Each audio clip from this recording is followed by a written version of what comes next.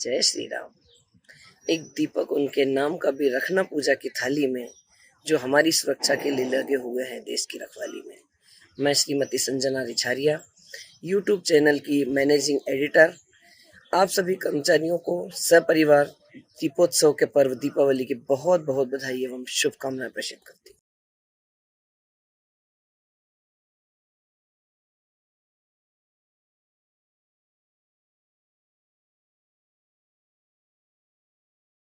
EPS 95 MP YouTube channel में EPF के सभी पेंशन भोगियों और अंशदाताओं का स्वागत है। नमस्कार, दीपावली की बहुत बहुत शुभकामनाएं।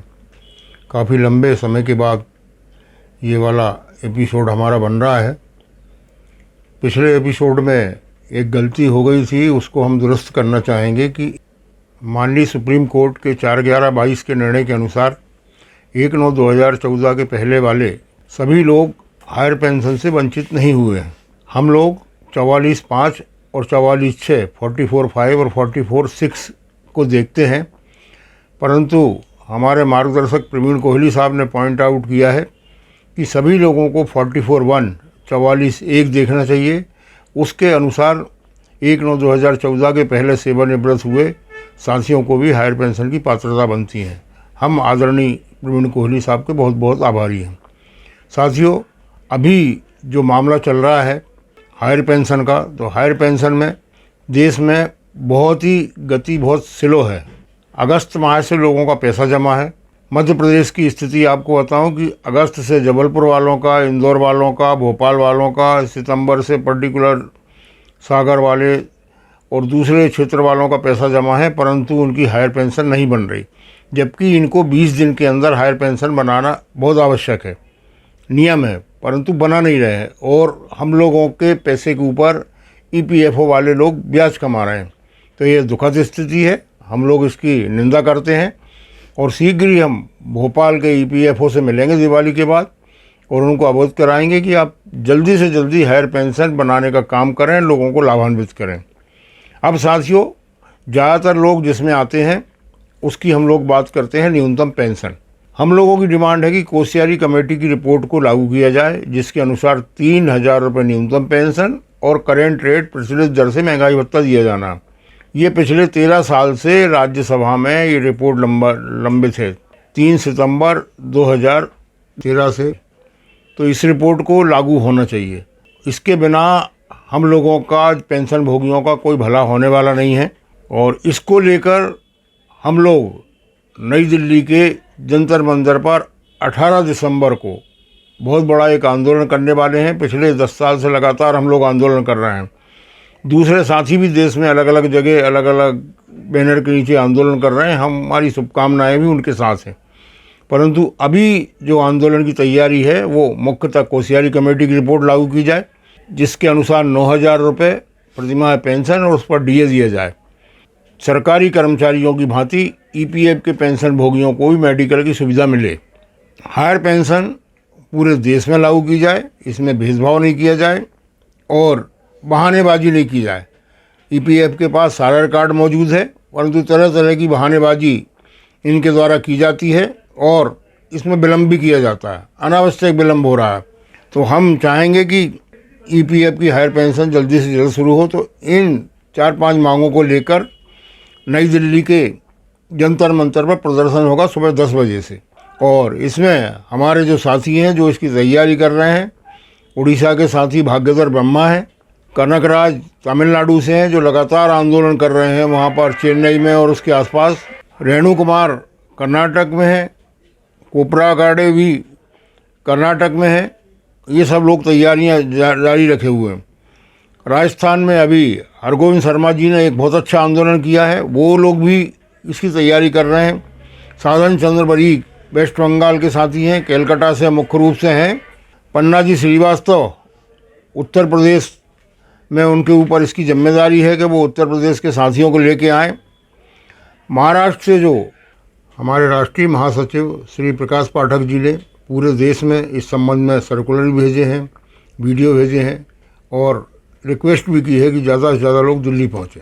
पार्टी के राष्ट्रीय सलाहकार हैं दादा झोड़े जी, राष्ट्रीय अध्यक्ष प्रकाश रेंडे जी, कार्यकारी अध्यक्ष भीमराव डोंगरे जी, उपाध्यक्ष पुंडलिक पांडे जी, प्रकाश दामले जी, इन सब से भी अनुरोध है। और ये सब लोग भी लगातार बैठक कर रहे हैं, जगह जगह जा रहे हैं, ज़्यादा से ज़्यादा कोशिश कर रहे हैं कि इस बार ये आंदोलन, महाराष्ट्र में तो चुनाव भी है, तो चुनाव के हिसाब से भी हमारे साथी निर्णय ले रहे हैं जो भी उनको ठीक लगेगा। नई दिल्ली के जो सांसद हैं, बहुत जिन्होंने सुप्रीम कोर्ट में बड़ी लड़ाई लड़ी, आदरणीय गुरमुख सिंह जी, आदरणीय मौर्य जी, आदरणीय मोर्टन जी। पंजाब से अभी हमने नए साथी ML गुप्ता को अध्यक्ष नियुक्त किया हमारी राष्ट्रीय कार्यकारिणी ने, वो हैं। हरियाणा से खेम सिंह हैं, हरिनारायण यादव भी हरियाणा से हैं, जानकी राम आंध्र प्रदेश के साथी हैं, गोवा से रमेश सेठे हैं। तो ये सभी साथी अलग अलग स्थानों पर अलग अलग तैयारियां कर रहे हैं और सभी से अनुरोध है कि सभी लोग ज़्यादा से ज़्यादा मात्रा में नई दिल्ली पहुँचें।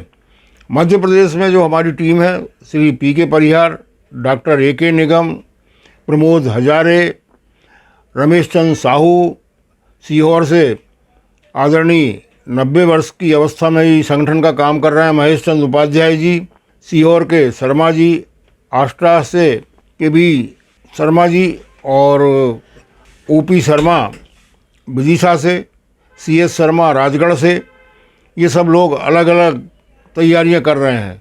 मध्य प्रदेश की जो बॉडी है जिसमें राष्ट्रीय पदाधिकारी आदरणीय महेश मालवीय, आदरणीय JP गौड़ दोनों BHEL से हैं, श्रीमती संजना रिछारिया। बैतूल के जो साथी हैं आदरणीय श्रीमती गीता तिवारी, श्रीमती सीमा यादव, उसके बाद उषा मालवी जो लगातार वहाँ जाती हैं दिल्ली, श्रीमती चंद्रा खरे हैं, अनिल वाजपेयी हैं, देवेंद्र कुमार हैं, लियाकत खान है, ममता संतानी है, ये भोपाल के साथी हैं। और भोपाल में लगातार हम लोग बैठक करने वाले हैं। 16 तारीख को, आगामी 16 तारीख को एक बड़ी बैठक हम लोग भोपाल में कर रहे हैं जिसमें दिल्ली की तैयारियों पर बातचीत होगी।